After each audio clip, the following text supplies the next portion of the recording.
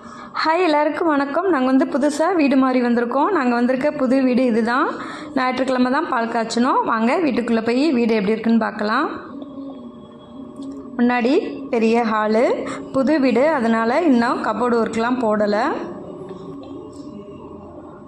நாங்கள் ஞாயிற்றுக்கிழமை தான் பால் காய்ச்சினோம்.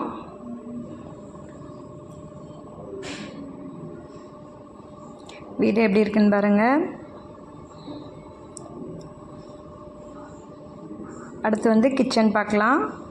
இதான் கிச்சன்.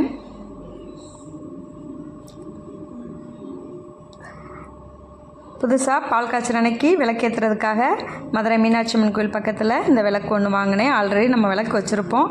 புதுசாக பால் காய்ச்சறோன்னு சொல்லிவிட்டு புது விளக்கு ஒன்று நான் வாங்கினேன்.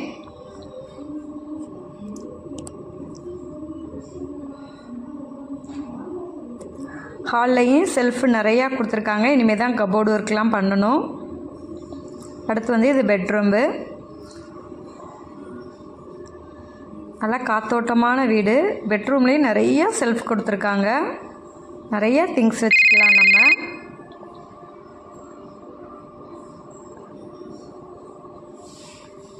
ஒன்று இந்தியன் டாய்லெட்டு, ஒன்று வெஸ்டர்ன். பாத்ரூம் நல்லா பெருசாக தான் இருக்குது.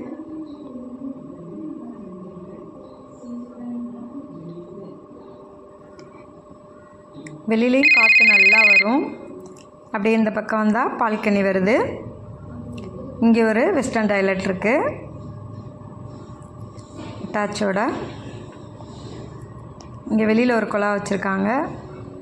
முன்னாடி ஒரு வேப்ப மரம் இருக்குது. நல்லா காற்று வருது. பால்கனி இதாங்க மெயின் ரோடு. இப்படி வந்து தான் நம்ம வீட்டுக்கு வரணும். வீடு சூப்பராக இருக்குது. எங்களுக்கு ரொம்ப பிடிச்சிருக்கு.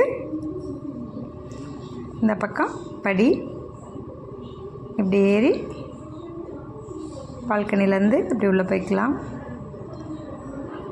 நல்லபடியாக பால் காய்ச்சி முடித்தாச்சு. இந்த வீடியோ பிடிச்சிருந்தா நீங்களும் வீடியோ பாருங்கள். நன்றி, வணக்கம்.